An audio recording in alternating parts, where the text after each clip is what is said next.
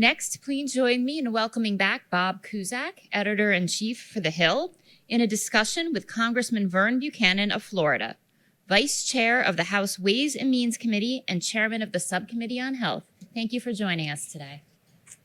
Thank you. Thank you, Congressman, for joining us. You're now regular at our event. You headlined our event on Alzheimer's earlier this year. I want to start on that issue.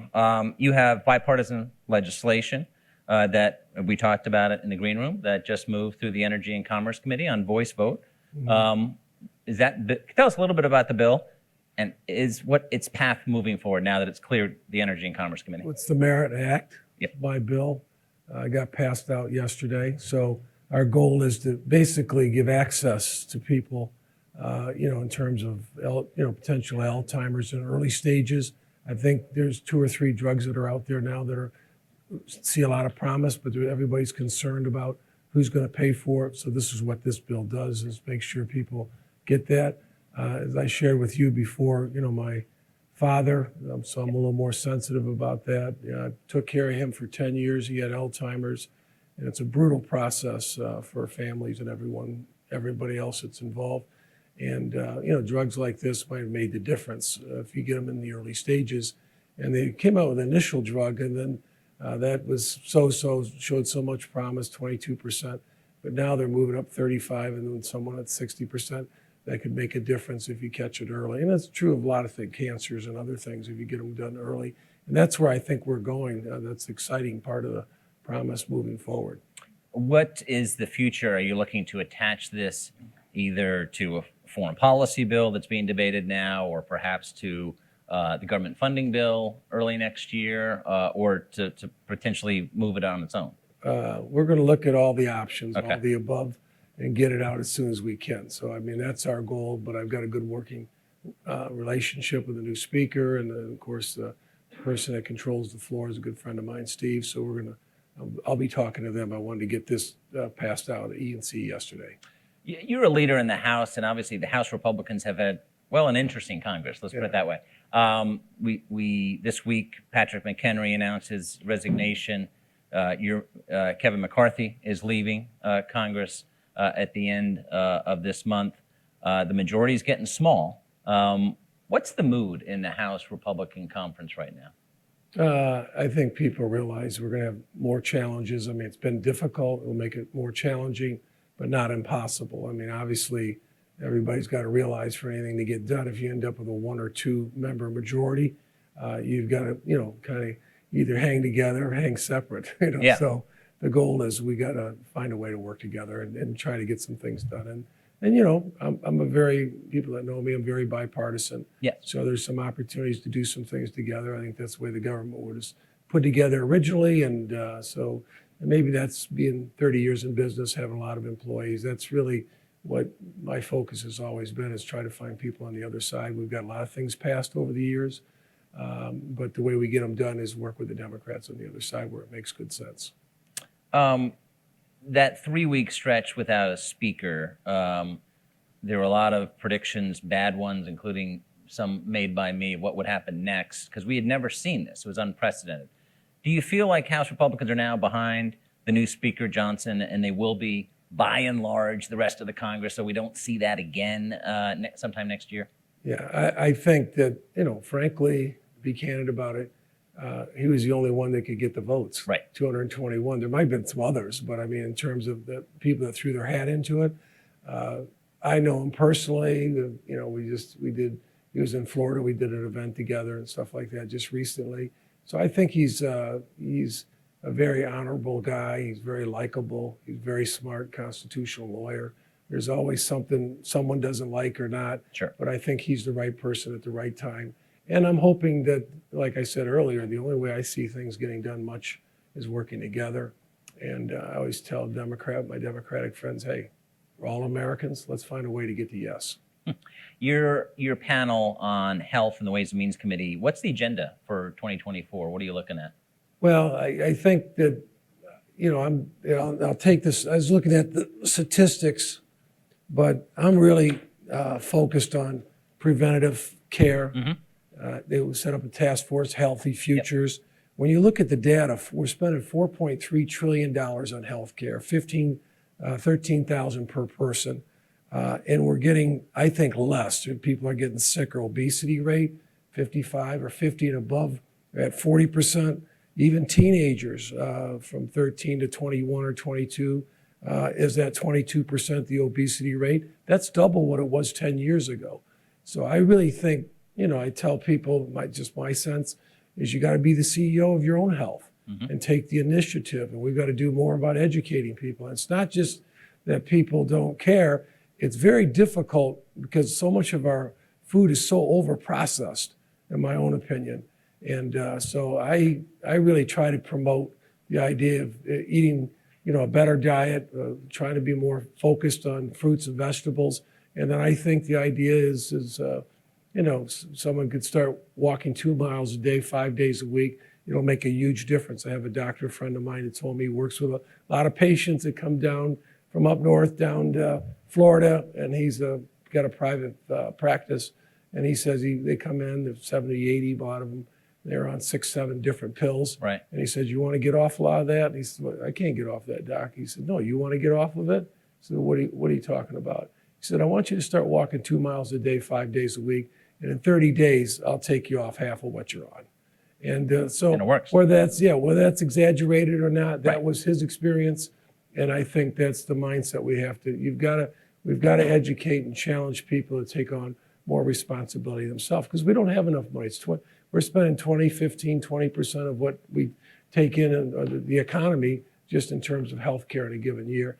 The other thing is, I'll just say quickly, is you've got to be much more proactive in terms of healthcare and try to prevent things from happening. I had one guy tell me many years ago, and it stuck with me, is he said that 50% of people that have their first heart attack, now maybe that number is not the number today, but that was a number I was told many years ago. My brother, a year younger than me, had a stent put in, and he said 50% of people who have their first heart attack don't see the next day. So I know myself, when I heard that, I said, I don't want to tell you, but Ken Cooper a long time ago, but I said, well, is that the case? He says, yeah, maybe it's not quite there, but it's in that ballpark. But the idea I walked away with, I don't want that to happen in the first place for me or anybody else. And I think we've got to, take this a lot more serious in terms of our lifestyles and what we're trying to do. How do we do that? How does the government do that to make the healthcare system less reactionary? What do you think policymakers or the administration, whether it's this administration or the next one, should be really educating people on? Is it a national? And maybe some of this was tackled in the task force that you mentioned. Yeah, I just think that we've got to do what we can to get the message out there more. I want to do a lot more hearings in terms of a lot of this, and the numbers are just so staggering to me in terms of the obesity rate. In terms of even the military, they say 22% or 30% can't qualify physically. I went in as an 18-year-old, and that's pretty, in terms of readiness and our armed services, that's pretty staggering. So I think we've just got to work more with our doctors, set up the proper incentives.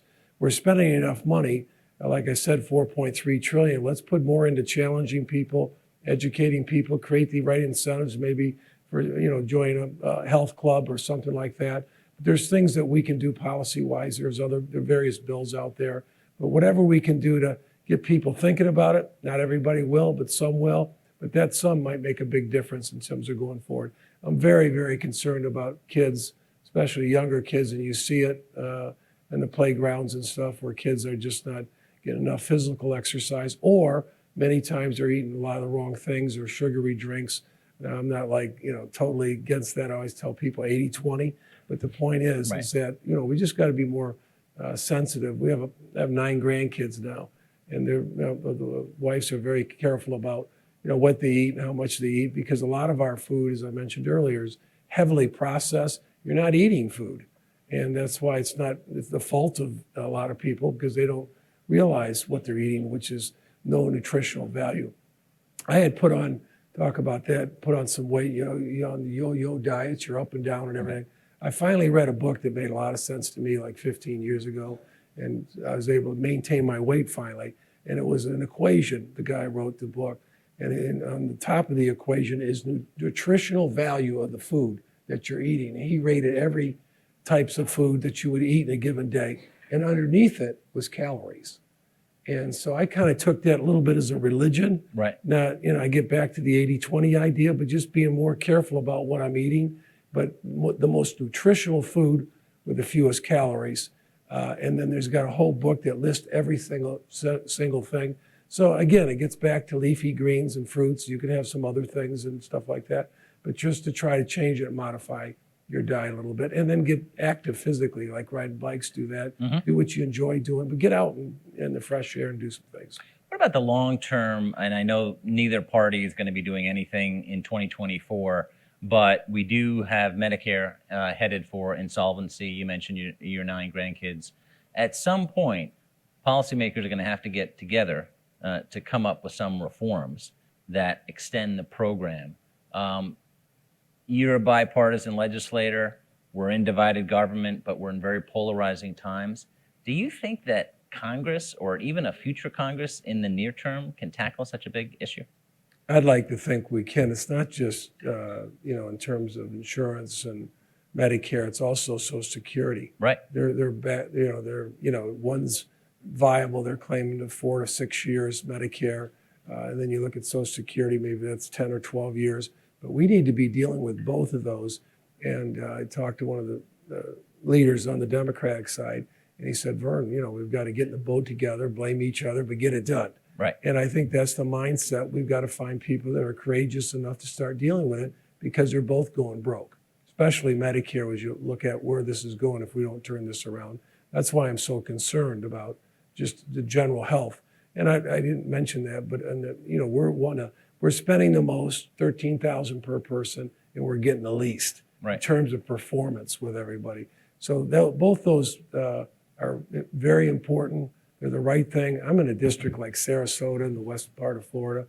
I can just tell you, we have a lot of seniors, a 5th oldest district, and many people, that's all they have. Not all of them. A lot of them have been lucky or got some other funds, but many of them that turn 65, all they've got is your Social Security and Medicare. And I'd see that on telephone calls and everything else. It's really tragic and sad, but that if you didn't have that, it'd be really a disaster. So, over the years, a lot of lawmakers have expressed some frustration with the Congressional Budget Office because, to your point of preventive, very important. But sometimes the scoring doesn't give credit for the prevention. Has that changed in recent years? And have you pressed CBO to come up with, hey, there's more savings here, but if you don't give it to us, it's going to be hard for us to pass this bill? Yeah, well, we haven't done as much as we want in terms of scoring because it becomes politicized. Right.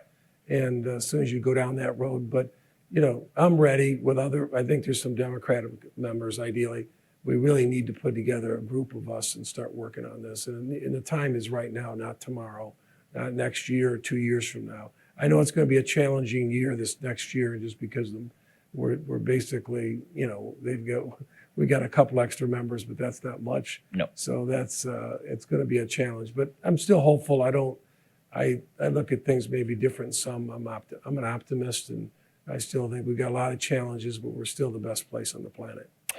You have another bill on home infusion that would allow patients to receive medications in their home. Yeah. Where's that bill right now?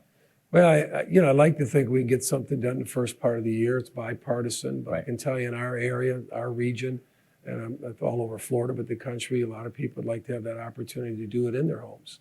And that's why we're pushing it. It's a bill that, I wasn't, thinking about as much, but it got brought to my attention by a lot of our seniors in the area, and then we were able to work with some other members. So I feel pretty optimistic. I think it's a bipartisan bill. We'll get something done. And that's how I get things done. I've got 30 some initiatives. You have some people who never got anything done that I've got passed because they know I'm kind of a go-to guy in terms of if it makes sense. Someone brings me something. My mindset is see if we can't get the yes. We can't on everything, but a lot of times we can.